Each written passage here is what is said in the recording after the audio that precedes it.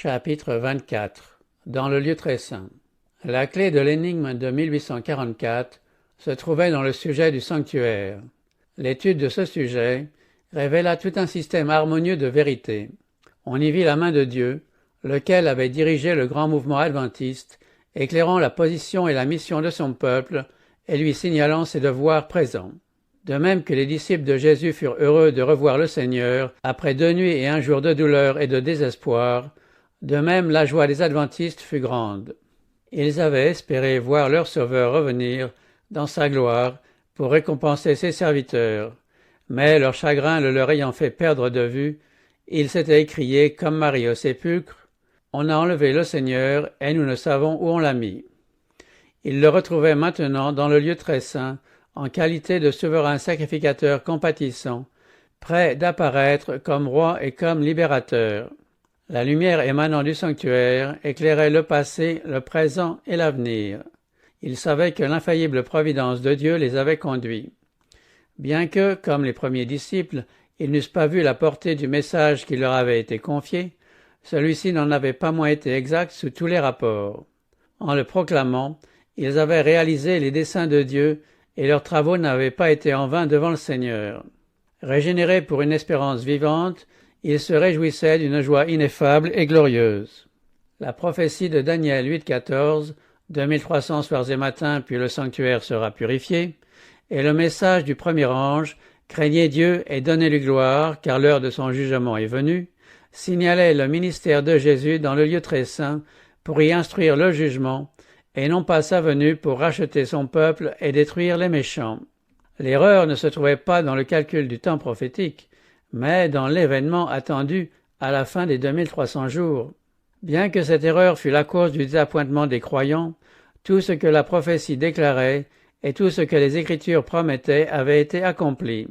Au moment même où ils pleuraient leurs espérances déçues, l'événement annoncé par le message se produisait, événement qui devait nécessairement survenir avant que le Seigneur revienne pour récompenser ses serviteurs. Jésus était venu non sur la terre comme il s'y était attendu, mais dans le lieu très saint du sanctuaire céleste, comme le rite l'avait annoncé. Le prophète Daniel nous le montre, se dirigeant à ce moment même vers l'ancien des jours. « Je regardais, dit-il, pendant mes visions nocturnes, et voici, sur les nuées des cieux arriva quelqu'un de semblable à un fils de l'homme.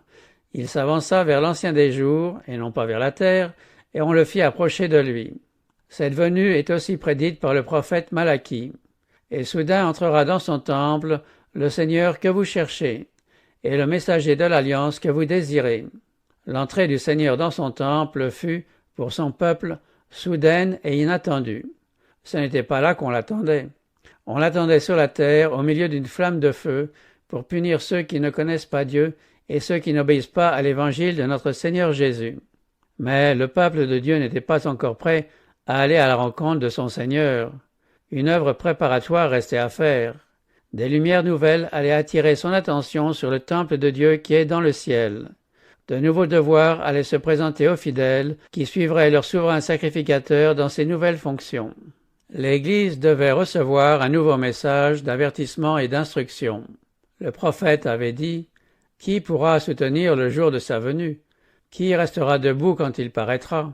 Car il sera comme le feu du fondeur, comme la potasse des foulons. Il s'assiera, fondra et purifiera l'argent. Il purifiera les fils de Lévi. Il les épurera comme on épure l'or et l'argent. Et ils présenteront à l'Éternel des offrandes avec justice. Ceux qui vivront sur la terre, quand cessera dans le sanctuaire céleste l'intercession du Seigneur, devront subsister sans médiateur en la présence de Dieu. Leurs robes devront être immaculées et leur caractère purifié de toute souillure par le sang de l'aspersion. Par la grâce de Dieu et par des efforts persévérants, ils devront être vainqueurs dans leur guerre contre le mal. Pendant que le jugement s'instruit dans le ciel et que les fautes des croyants repentants s'effacent des registres célestes, il faut que, sur la terre, le peuple de Dieu renonce définitivement au péché. Ce fait est plus clairement présenté par les messages du 14e chapitre de l'Apocalypse. Cette œuvre accomplie, les disciples de Jésus seront prêts pour son retour. Alors l'offrande de Juda et de Jérusalem sera agréable à l'Éternel, comme aux anciens jours, comme aux années d'autrefois. Alors l'Église, que le Seigneur viendra chercher à son retour, sera glorieuse, sans tache, ni ride, ni rien de semblable, mais sainte et irrépréhensible. Alors elle paraîtra comme l'aurore, belle comme la lune, pure comme le soleil, mais terrible comme des troupes sous leur bannière. Outre l'entrée du Seigneur dans son temple, Malachie prédit aussi sa seconde venue pour exécuter le jugement. Je m'approcherai de vous pour le jugement, et je me hâterai de témoigner contre les enchanteurs et les adultères, contre ceux qui jurent faussement, contre ceux qui retiennent le salaire du mercenaire, qui oppriment la veuve et l'orphelin, qui font tort à l'étranger et ne me craignent pas, dit l'Éternel des armées. En contemplant la même scène, Jude écrit « Voici, le Seigneur est venu avec ses saintes myriades pour exercer un jugement contre tous et pour faire rendre compte à tous les impies parmi eux de tous les actes d'impiété qu'ils ont commis et de toutes les paroles injurieuses qu'ont proférées contre lui des pécheurs impies. » Cette venue et celle du Seigneur dans son temple sont deux événements distincts et séparés. En revanche, la venue du Seigneur, en qualité de souverain sacrificateur dans le lieu très saint, pour purifier le sanctuaire, mentionné dans Daniel 8,14, la venue du Fils de l'homme auprès de l'Ancien des jours, et la venue du Seigneur dans son temple, dont parle Malachie, sont autant de descriptions du même événement, à quoi il faut ajouter l'arrivée de l'époux mentionné dans la parabole des 10 vierges. Pendant l'été et l'automne de 1844, on entendit proclamer « Voici l'époux ». Alors se formèrent les deux catégories de croyants représentées par les vierges sages et les vierges folles. Les uns, attendant avec joie le retour du Seigneur, s'étaient soigneusement préparés à le rencontrer. Les autres, poussés par la peur, mais dépourvus de la grâce de Dieu, s'étaient contentés de la théorie de la vérité. Dans la parabole, quand l'époux vint, celles qui étaient prêtes entrèrent avec lui dans la salle des noces. Cette venue de l'époux a lieu avant les noces, qui représente le moment où Jésus entre en possession du royaume. La Sainte Cité, la Nouvelle Jérusalem, qui est la capitale du royaume, est appelée l'épouse, la femme de l'agneau. L'ange dit à Jean, « Viens, je te montrerai l'épouse, la femme de l'agneau. » Et il me transporta en esprit, dit le prophète, sur une grande et haute montagne. Et il me montra la ville sainte, Jérusalem, qui descendait du ciel d'auprès de Dieu. Il est donc évident que l'épouse représente la Sainte Cité, et que les vierges allant à la rencontre de l'époux symbolisent l'Église. Dans l'Apocalypse, les serviteurs de Dieu sont les invités au souper. Étant les invités, ils ne sauraient être aussi l'épouse. Jésus-Christ doit, selon le prophète Daniel, recevoir dans les cieux, de la main du Père, la domination, la gloire et le règne. Il reçoit la Nouvelle Jérusalem, la capitale de son royaume, préparée comme une épouse qui s'est parée pour son époux. Mis en possession de son royaume, Jésus viendra comme roi des rois et seigneur des seigneurs pour chercher son peuple et le faire asseoir à table avec Abraham, Isaac et Jacob dans son royaume pour participer au souper des noces de l'agneau. La proclamation « Voici l'époux » qui retentit durant l'été de 1844 porta des milliers de personnes à attendre le retour immédiat du Seigneur. Au temps fixé, l'époux était venu non sur la terre, comme on l'avait cru, mais dans le ciel, devant l'Ancien des jours, au mariage, à la réception de son royaume. Celles qui étaient prêtes entrèrent avec lui dans la salle des noces, et la porte fut fermée. Les fidèles ne devaient pas assister personnellement au mariage, qui a lieu dans le ciel, tandis que les croyants sont sur la terre. Les serviteurs doivent attendre que leur maître revienne des noces. Mais il faut qu'ils comprennent sa mission et qu'ils le suivent par la foi quand il se présente devant le Père. C'est dans ce sens que les vierges entrent avec l'époux dans la salle des noces. Dans la parabole, ce sont celles qui avaient de l'huile dans des vases avec leurs lampes qui entrèrent dans la salle du festin. Ceux qui, en 1844, possédaient, outre la connaissance de la vérité scripturaire, l'esprit et la grâce de Dieu, et qui, dans les ténèbres de leur amer désappointement, avaient patiemment attendu, étudiant la parole pour obtenir un supplément de lumière, trouvèrent la vérité concernant le sanctuaire céleste et le changement de fonction du Sauveur. Par la foi, ils le suivirent dans le sanctuaire. De même, tous ceux qui acceptent ces vérités sur le témoignage des Écritures, qui suivent Jésus par la foi, alors qu'il se présente devant Dieu pour son œuvre ultime de médiation, à l'issue de laquelle il entre en possession de son royaume, tous ceux-là sont représentés comme entrant dans la salle des noces. Au chapitre 22 de saint Matthieu, où l'on retrouve l'image d'un mariage, on voit clairement que l'instruction du jugement précède les noces. Avant la cérémonie, le roi entre dans la salle et examine les invités pour voir si tous ont revêtu l'habit de noces, la robe immaculée qui représente un caractère purifié dans le sang de l'agneau.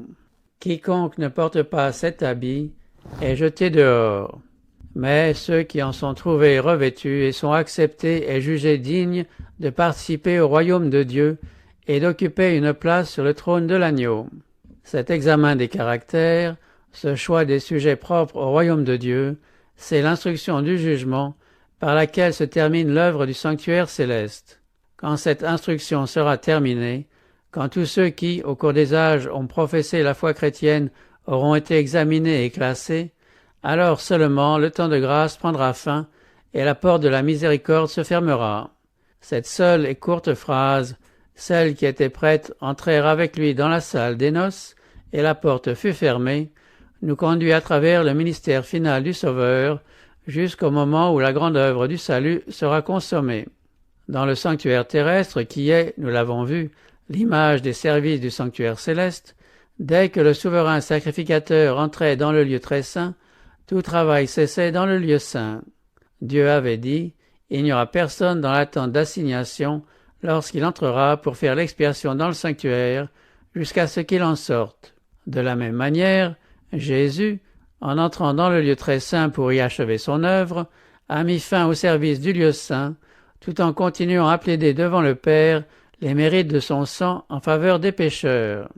Les adventistes de 1844 ne comprenaient pas ce sujet. Une fois la grande date passée, croyant être arrivés au moment critique où l'œuvre de Jésus comme intercesseur devant le Père avait pris fin, ils continuèrent de croire que la venue du Seigneur était proche. Il leur semblait voir dans les Écritures que le temps de grâce devait se terminer peu avant le retour du Seigneur sur les nuées du ciel. Cela leur paraissait prouvé par les passages qui décrivent le temps où l'on cherchera, où l'on frappera, où l'on pleurera, mais en vain, devant la porte de la miséricorde. Et ils étaient à se demander si ce temps n'était pas venu. Ayant averti le monde de l'approche du jugement, ils crurent avoir achevé leur œuvre et se désintéressèrent du salut des pécheurs. Les moqueries blasphématoires des impies étaient pour eux une preuve de plus que l'Esprit de Dieu avait abandonné les contempteurs de sa miséricorde. Tout cela les confirmait dans la conviction que le temps de grâce avait pris fin, ou, pour nous servir de leur expression, que la porte de la miséricorde était fermée. L'étude de la question du sanctuaire leur apporta des lumières nouvelles. Elle leur apprit qu'ils avaient eu raison de penser qu'un fait important devait se produire à la fin des 2300 jours, donc en 1844. La porte de la miséricorde par laquelle l'humanité avait eu accès auprès de Dieu pendant 18 siècles s'était effectivement fermée, mais une autre s'était ouverte et le salut était offert aux hommes par l'intercession du Sauveur dans le lieu très saint. Une partie de sa tâche n'avait pris fin que pour faire place à l'autre. Il restait une porte ouverte dans le sanctuaire céleste où Jésus intercédait en faveur des pécheurs. On comprit alors ces paroles de Jésus à son Église. Voici ce que dit le Saint, le véritable, celui qui a la clé de David, celui qui ouvre et personne ne fermera, celui qui ferme et personne n'ouvrira. Je connais tes œuvres, j'ai mis devant toi une porte ouverte que personne ne peut fermer. Ce sont ceux qui, par la foi, suivent le Sauveur dans son œuvre d'expiation et de médiation en leur faveur, qui en seront les bénéficiaires, tandis que ceux qui refusent de s'éclairer sur cette œuvre n'en retireront aucun profit. Les Juifs qui rejetèrent la lumière donnée lors de la première venue du Seigneur et refusèrent de le recevoir comme sauveur du monde ne purent obtenir le pardon en lui. Quand Jésus, à son ascension, entra dans le sanctuaire avec son propre sang pour répandre sur ses disciples les bienfaits de sa médiation, les Juifs, abandonnés à d'épaisses ténèbres, continuèrent leurs offrandes et leurs sacrifices inutiles. La dispensation des types et des ombres était passée.